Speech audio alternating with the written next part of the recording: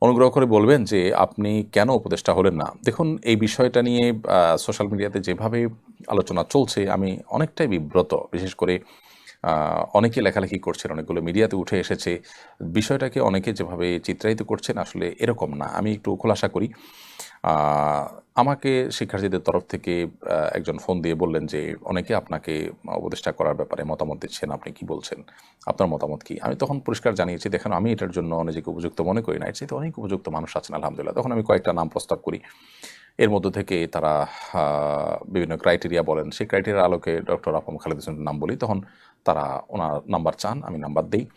এবং পরবর্তীতে উনার ব্যাপারে দেশের বড়, বড় ইসলামিক দলগুলো, বড়, বড় নেতৃবৃন্দের সাথে আলাপ হয়েছে তাদের। তাদের সবার পক্ষ থেকে পজিটিভ রিপ্লাই পেয়েছে।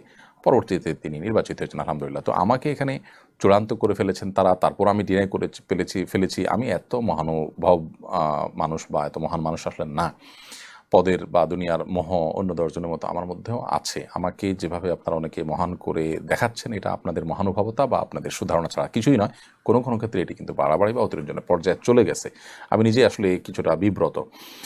বিষয়টি আসলে জানাজানিই হতো না। কিন্তু আলেমদের একটা ফোরামে এটা নিয়ে পরামর্শ হয়েছে। সেখান থেকে আসলে কেউ, কেউ সোশ্যাল মিডিয়াতে লিখেছেন, সেখানে থাকা আলেমদের কেউ, কেউ।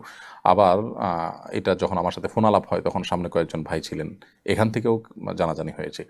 তো বিষয়টা এরকম না যে আমাকে একেবারে পদ দিয়ে দেওয়া হয়েছে। আমি ইচ্ছাকৃত এটাকে ডিনাই করে দিয়েছি চূড়ান্ত হওয়ার পর। ব্যাপারটা এরকম না। আমাকে বলেছে তারা, আমি অপারগতা প্রকাশ করেছি, আরেকজনের কথা বলেছি, এই। তো আমাকে যেরকম বলেছে এরকম আর হয়তো অনেক আলেমকে তারা বলেছেন। তারাও হয়তো একই কথা বলেছেন। বিধায় এখানে আমাকে আসলে মহান বানানোটা একটু বেশি হয়ে যাচ্ছে। আল্লাহ তাআলা আমাদেরকে হেফাজত করুন। এরপর প্রশ্ন হলো, আপনি ডক্টর আহমদ খালেদ হোসেন সাহেবকে কেন সরকারে দিলেন? আপনার মতে উনি কেমন তার সম্পর্কে আমাদের কিছু বলুন, যাতে তার বিষয়ে কিছু জানতে পারি। আর ডক্টর আহমদ খালেদ হোসেন সাহেব সম্পর্কে অনেকে জানেন না হয়তো। তিনি অত্যন্ত প্রথিতযশা একজন আলেমে দ্বীন এবং ডক্টর আহমদ খালেদ হোসেন সাহেবকে আল্লাহ রাব্বুল আলামিন বহুমুখী প্রতিভা দিয়েছেন। ইংরেজি, আরবি, বাংলা ৩ ভাষায় তিনি পারদর্শী। আবার তিনি একজন বুদ্ধিজীবী মানুষ।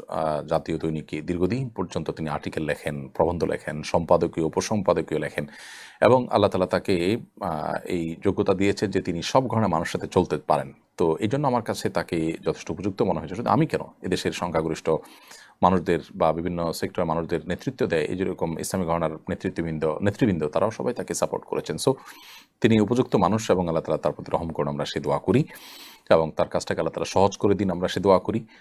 আমরা সবাই ইনশাআল্লাহ সর্বাত্মকভাবে তাকে সাহায্য করব ইনশাআল্লাহ।